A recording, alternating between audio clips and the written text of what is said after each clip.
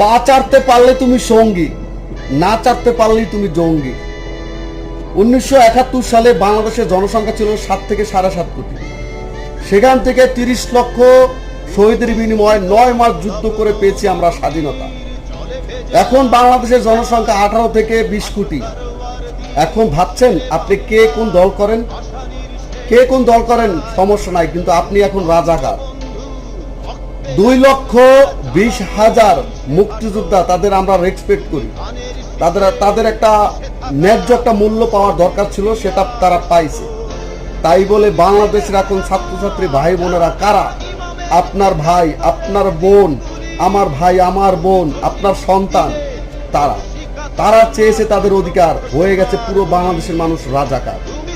আপনি কে কোন দল করেন ডাজেন্ট ম্যাটার। মনে রাখবেন, আপনি কোনো সময় ছাত্র ছিলেন, আমি কোনো সময় ছাত্র ছিলাম, এটাই